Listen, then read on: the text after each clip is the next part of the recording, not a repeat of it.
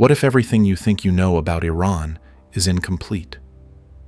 Today, many people imagine Iran as one of the most rigid religious states in the world, a society defined by strict rules, conservative dress codes, and powerful clerical authority.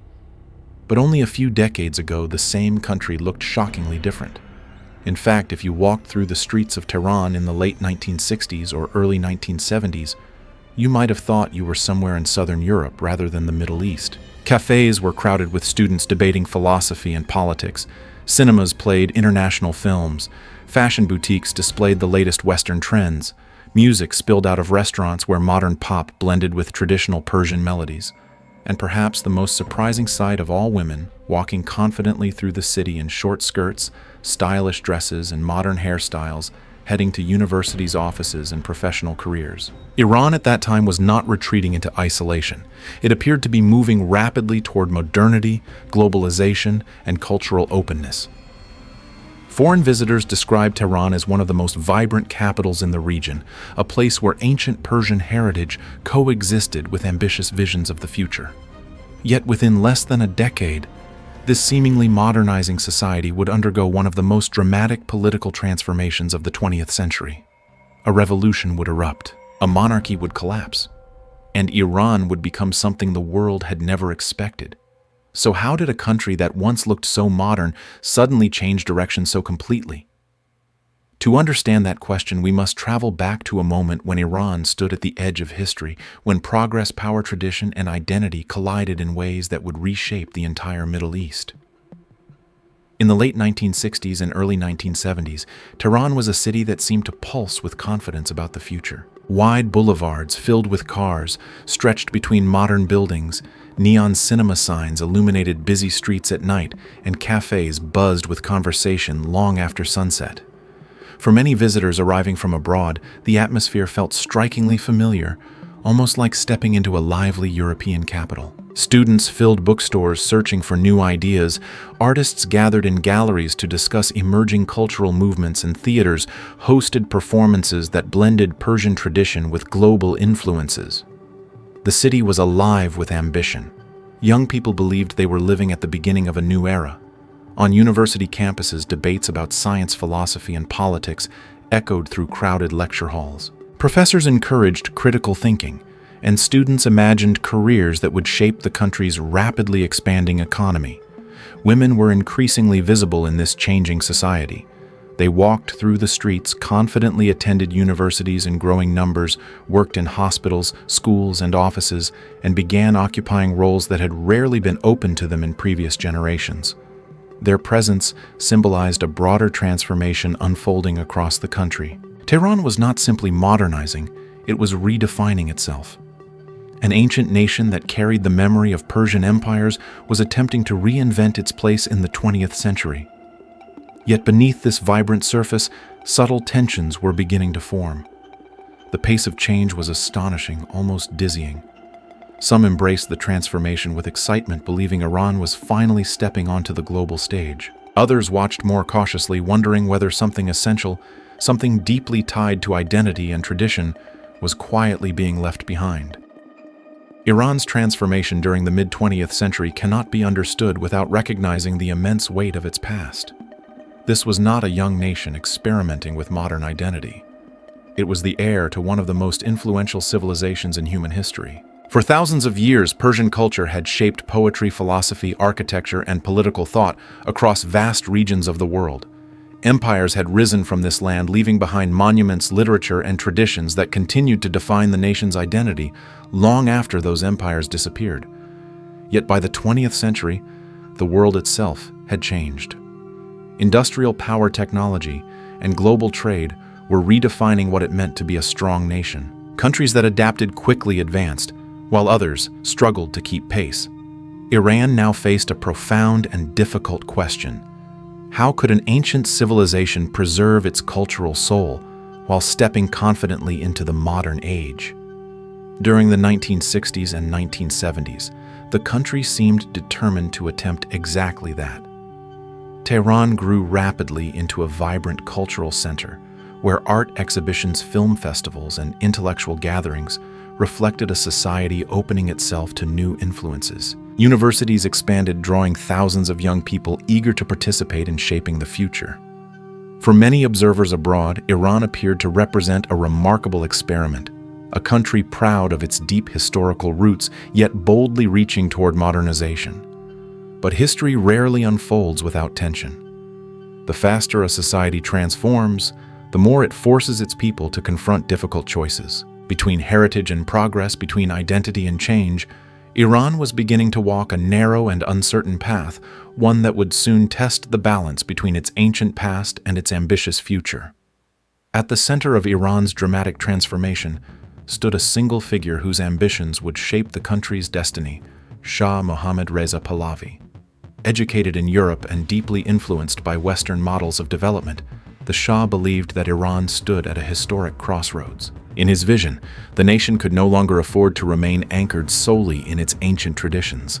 The world was moving forward at breathtaking speed, driven by technology, industry, and global competition.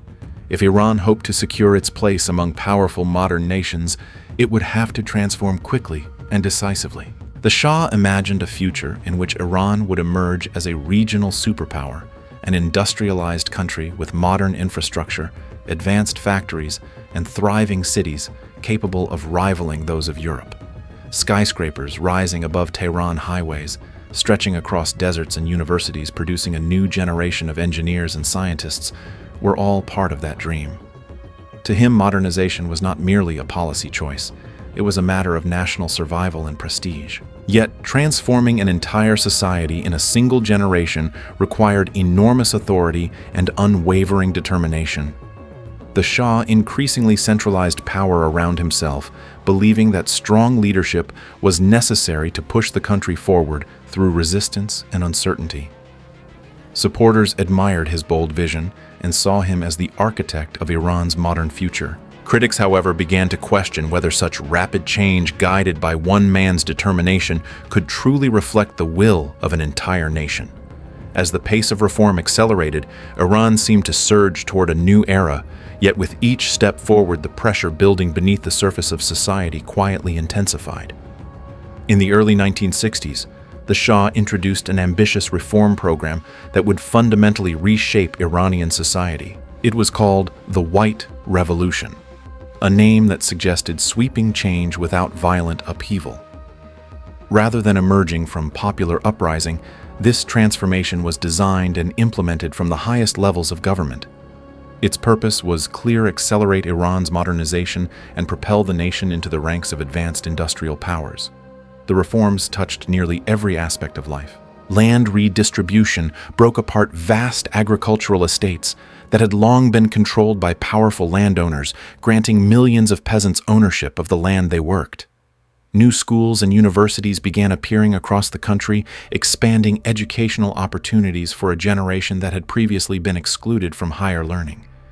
At the same time, enormous oil revenues allowed the government to invest heavily in infrastructure. Highways cut through mountains and deserts, airports connected Iranian cities to the wider world, and factories rose in rapidly expanding industrial zones.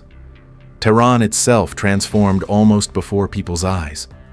Modern buildings climbed higher into the skyline, traffic surged along newly built avenues, and a growing middle class began to experience a level of prosperity that seemed unimaginable only decades earlier.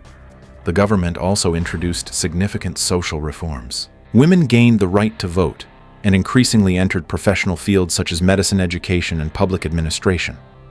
For many observers, both inside and outside the country, Iran appeared to be advancing toward a bold, new future. Yet the speed of these changes was extraordinary, almost overwhelming. Entire social structures were being altered in just a few years. What looked like progress to some began to feel like disruption to others. Beneath the impressive achievements of modernization, a quiet unease was beginning to grow.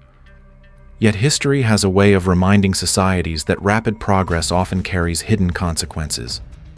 As Iran surged forward with modernization, the benefits of growth did not reach everyone equally. Economic expansion transformed the landscape of the country, but it also disrupted the rhythms of everyday life for millions of people. Across rural Iran, farmers and laborers began leaving their villages in search of opportunity in the rapidly growing cities.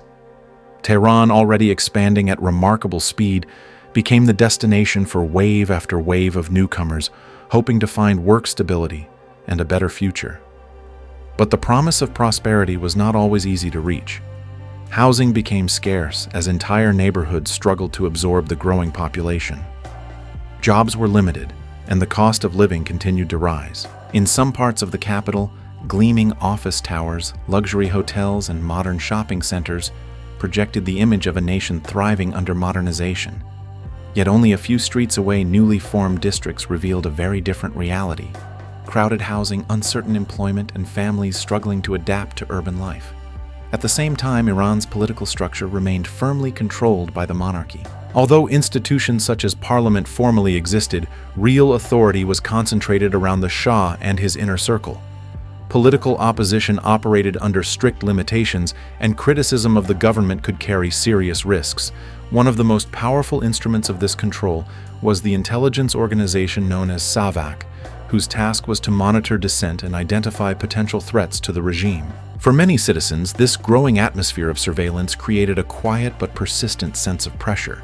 The contradiction became increasingly difficult to ignore. Iran was becoming more modern in its economy and infrastructure, yet its political system remained tightly constrained. As prosperity appeared in some areas and frustration grew in others, the gap between the promise of modernization and the lived reality of many Iranians began to widen.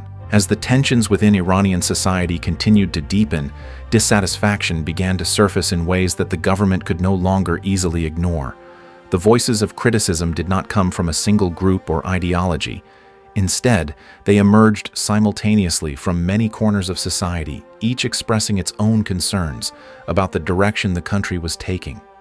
On university campuses, a generation of young students grew increasingly restless. Influenced by global intellectual movements and political debates unfolding across Europe and Latin America, they began questioning the concentration of power within the monarchy and calling for greater political participation. In lecture halls and student gatherings, discussions about democracy, social justice, and civil liberties became more common, reflecting a growing desire for a political system that could match the country's rapid modernization. At the same time, nationalist thinkers raised a different kind of criticism. They worried that Iran's close political and economic ties with Western powers, particularly the United States, were eroding the nation's independence and cultural authenticity. Yet perhaps the most powerful opposition was forming within the religious establishment. Many Shiite clerics believed that the government's modernization policies were not merely transforming the economy or infrastructure, but were also reshaping the cultural and moral fabric of the nation. Among these figures, one voice began to stand out with remarkable clarity and influence: Ayatollah Ruhollah Khomeini. Even while living in exile, Khomeini delivered fiery speeches condemning the Shah's reforms and warning that Iran was drifting away from the religious values that had long defined its identity. His words circulated quietly through mosques, marketplaces, and student circles, resonating with those who felt uneasy about the speed and direction of change. Although these groups held different visions for Iran's future, they increasingly shared a common conviction that the country's political system could not remain unchanged forever. By the late 1970s, Iran still appeared to the outside world as a nation confidently marching toward modernity. Tehran's avenues were brightly illuminated at night. Its universities overflowed with students eager to build careers in a rapidly developing economy, and massive construction projects continued to reshape the skyline of the capital.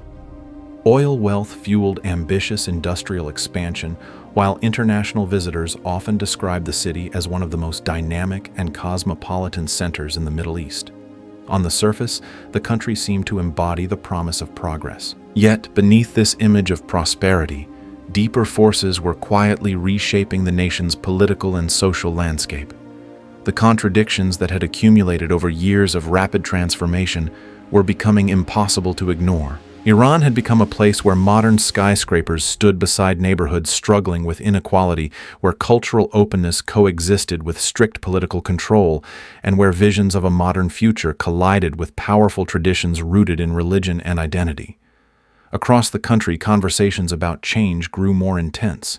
Students, intellectuals, merchants, and religious leaders all sensed that something fundamental was shifting beneath the surface of everyday life. History was beginning to accelerate. The tensions that had quietly grown within Iranian society were slowly converging toward a decisive moment. To many observers at the time, the nation still looked stable and strong.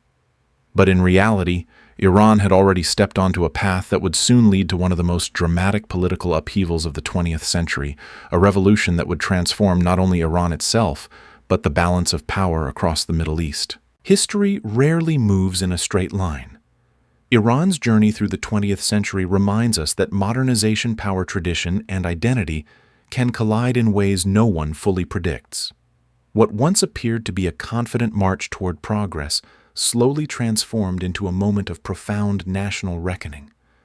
Beneath the lights of modern Tehran, questions about freedom culture and the soul of a nation had been quietly growing for years. By the end of the 1970s, those questions could no longer remain unanswered. Iran stood at the edge of history, and when the moment finally arrived, the transformation that followed would reshape the country and echo across the world. History often reminds us that the direction of a nation can change faster than anyone expects. Iran's story in the 20th century is not simply about politics or revolution. It is about the fragile balance between progress and identity, power, and freedom, tradition, and change. When modernization moves too quickly for society to absorb, tensions can quietly build beneath the surface until they reshape the course of history itself. For audiences today, especially in a rapidly changing world, the lesson is clear: stability should never be taken for granted, and understanding history is essential if we want to understand the future. The story of Iran before 1979 shows how complex and unpredictable national transformation can be. If you found this story fascinating and want to explore more untold chapters of world history, make sure to like this video, share it with others who love history, and subscribe to the channel so you never miss the next story.